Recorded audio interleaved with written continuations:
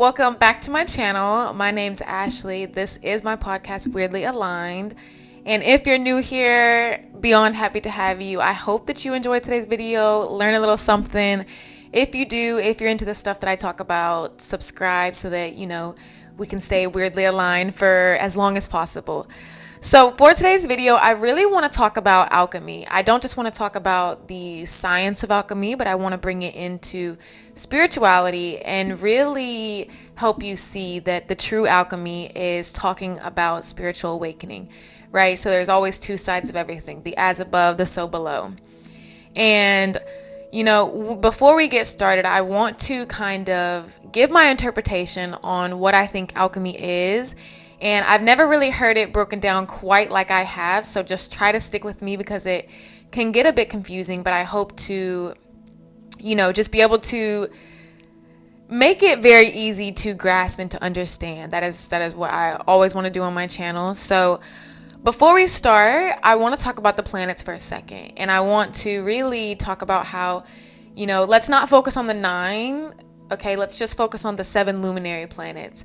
Back in the Greek period, they called them the wandering stars. They've always been there, and it's luminary just means visible with the eye. So the planets we can see with our own eye without having to look at a telescope, we can physically see them. And it's always been the sun, the moon, Mercury, Venus, Mars, Jupiter, and Saturn.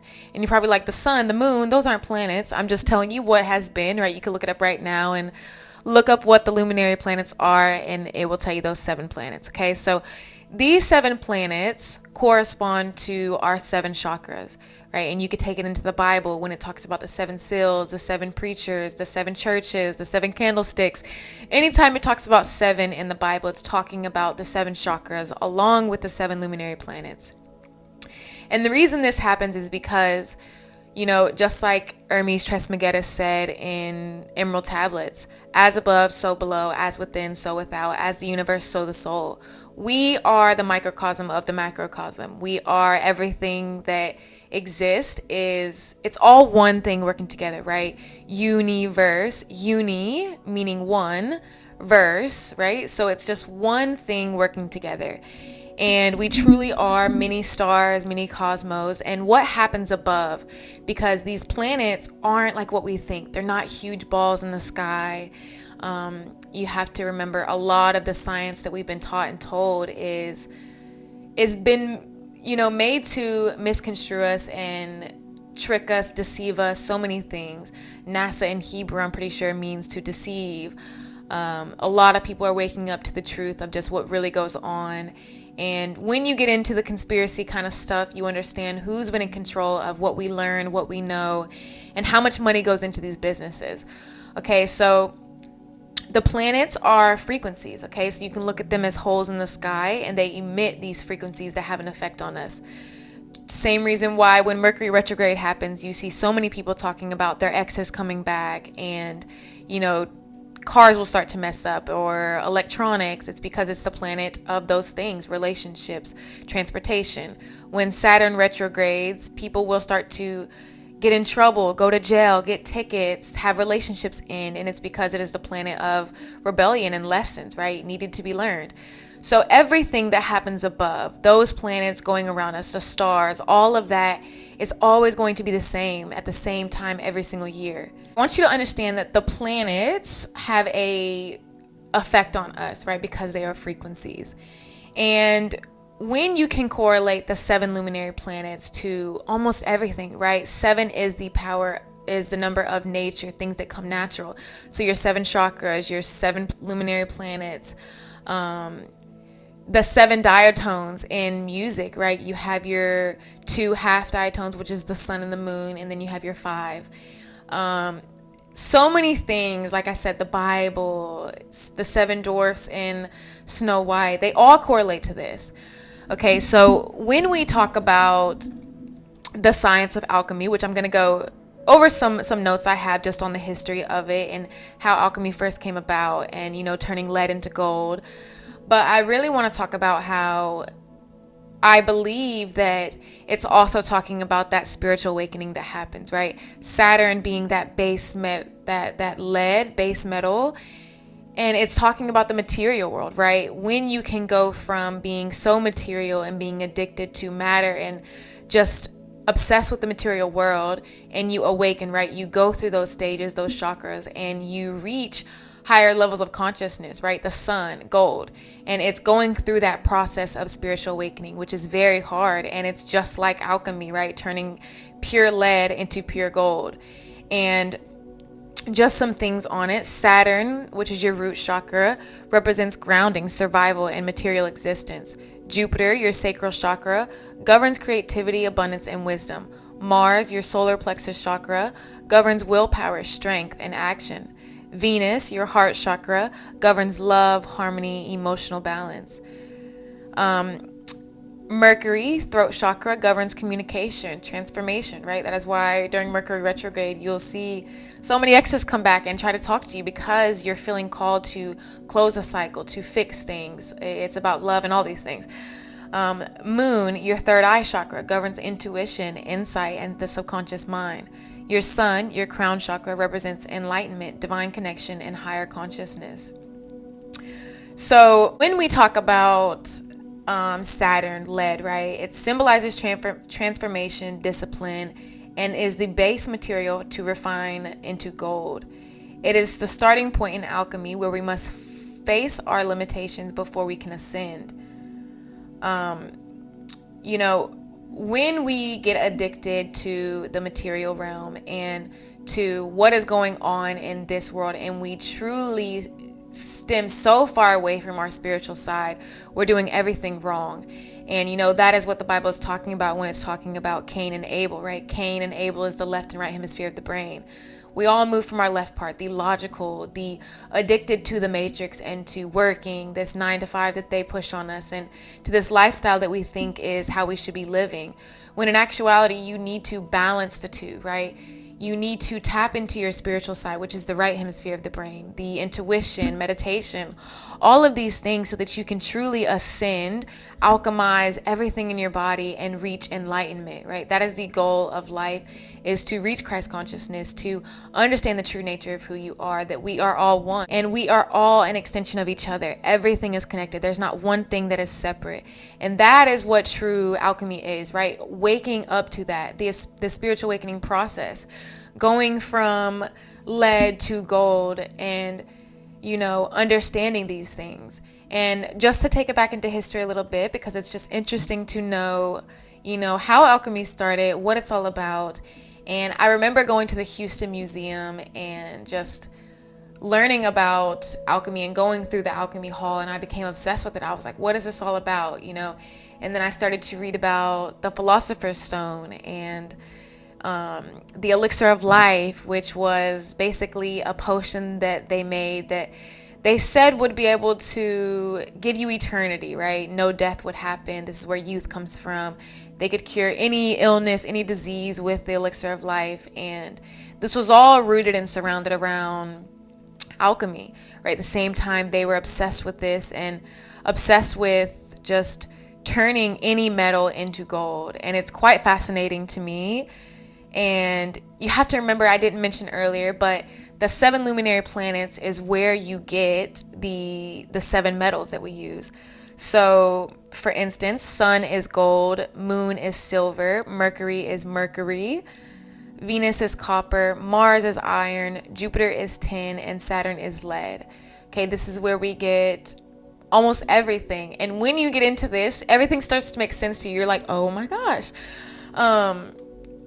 So just to take it back into history, it originally started back in the Egyptian times, a long, long time ago, but it really became popular during the Greek period.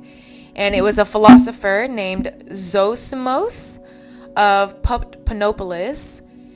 He was an Egyptian Greek philosopher and alchemist from around the 3rd and 4th century CE. He wrote extensively on alchemical processes, describing them in both literal and symbolic ways. But he wasn't the first to practice it. Alchemy traces back even further to ancient Egyptian and China around 2000 BCE. The word alchemy itself comes from the Arabic alchemia, which was borrowed from the Greek chemia, meaning the Egyptian art. Egyptians believed in a process of purification and perfection, both physically and spiritually. But the true golden age of alchemy came in the Middle Ages when it spread across Europe and the Islamic world. This was when alchemists started writing their secrets down in cryptic symbols and codes. And this is where the names like Jabir, Ibn Hamim, an 8th century Persian alchemist came in. He's often considered the father of chemistry because of his extensive writings on distillation, crystallization, and acid things that becomes the foundation of modern science. To fast forward to Europe, in the 1500s, took alchemy in a different direction. Instead of focusing just on turning metals into gold, he believed that alchemy was the key to medicine. He thought illnesses were caused by imbalances in the body, and alchemists could use chemistry to fix them. When we talk about gold, they really did try to turn lead into gold. And it wasn't just a metaphor. They believed that metals could mature over time, with gold being the final perfect stage. That's where the Philosopher's Stone comes in. This was supposedly the ultimate substance that could turn any metal into gold and even grant immortality, the Elixir of Life, what we were talking about earlier. So just some notes I have on this, which we've tapped on a little bit. Lead corresponds with Saturn and the root chakra. It represents the base of existence, the beginning of transformation, right? When you're going through awakening, those first stages I talk about, the conspiracy phase, you're starting to learn the truth and unlearning so much that you've been taught, right? Then 10 corresponds with Jupiter and the sacral chakra. It deals with expansion and abundance. Iron is linked to Mars and the solar plexus, strength and willpower, because this is the stage in spiritual awakening where, you want to turn back, right? When the Bible is talking about in Exodus, when they're about to cross the Red Sea, they asked Moses, why did you bring us here? We want to go back so bad, because when you get to those dark night of the soul moments in awakening and you're losing all your friends and family and nobody's understanding what's going on, you want to turn so bad and go back to your old life and to religion and all of these things that you once knew, because it is so, you just know that, right? And it feels comfortable and normal. And it's hard having to go through those periods of isolation and the hermit mode, right? Where you're just kind of rocking through this by yourself. So that is what that's about. And then we jump into copper. This aligns with Venus and the heart chakra, love and connection. During this phase, I look at it as that period where you start to realize, oh, wait, I'm very much full of ego.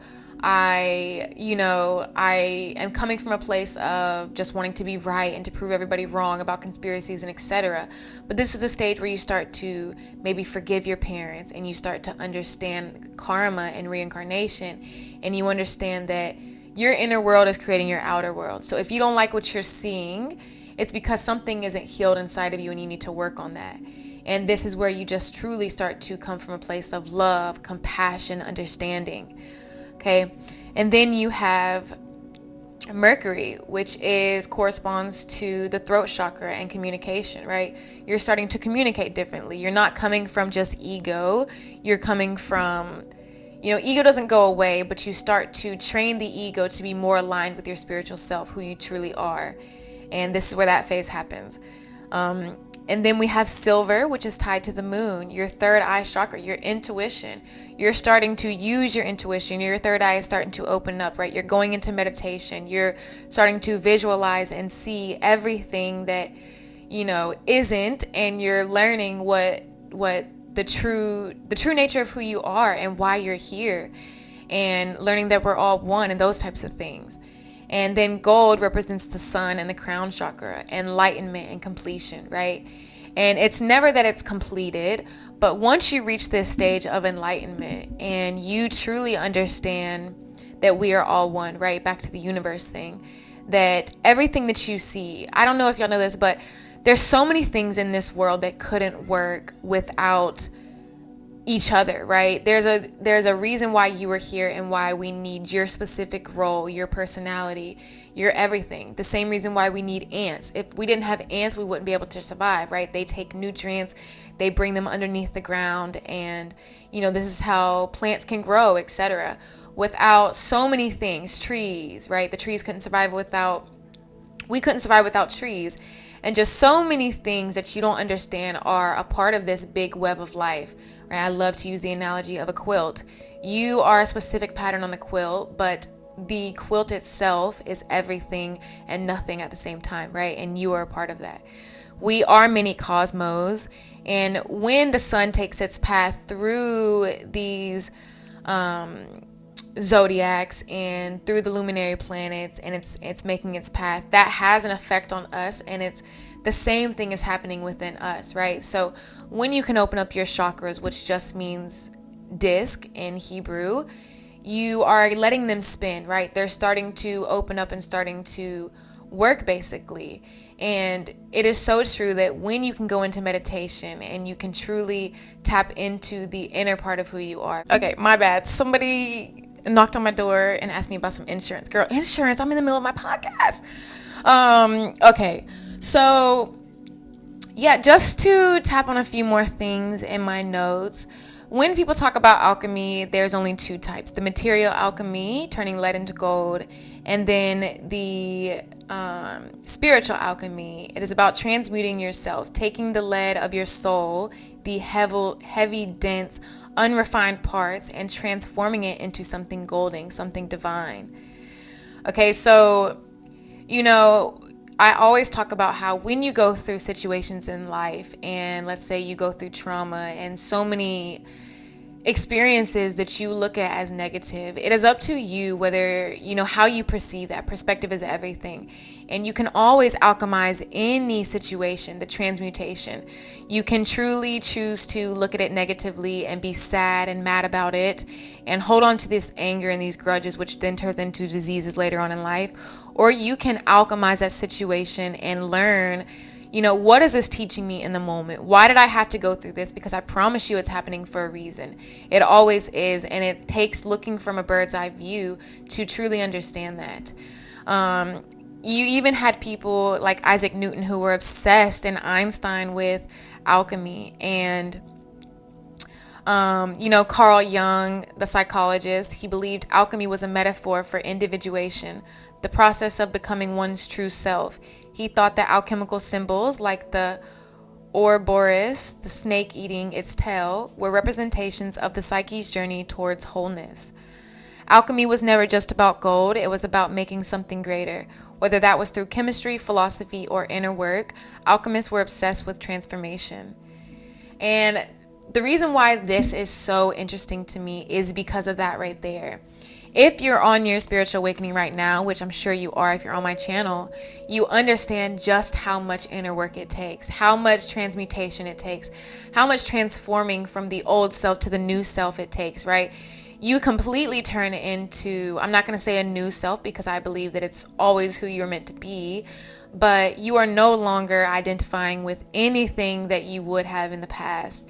And I always say I'm so grateful and lucky to be on this spiritual journey, no matter how hard it gets, because of that very thing right there, right? The moment when you can, turn that lead into gold and you understand just why everything has to happen and you understand who you are. It's so powerful. And to just know these things, and, I feel so smart and wise when I can get into things like the Philosopher's Stone and even know what Elixir of Life is. And, I feel like it makes you so wise and, knowledgeable on so many things. So yeah, I hope that y'all learned something and that a little bit of what I was saying, especially in the beginning with the planets, makes sense.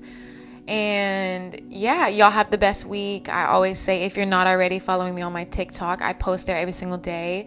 So it's Ashley Eckerly _ And yeah, y'all have the best week. Do something weird, look up weird stuff. Go to the Alchemical Hall in Houston if you're in Houston. If not, just dive into it. It's super interesting about all the weird stuff that they were doing back in the day and how obsessed they were with it. So yeah.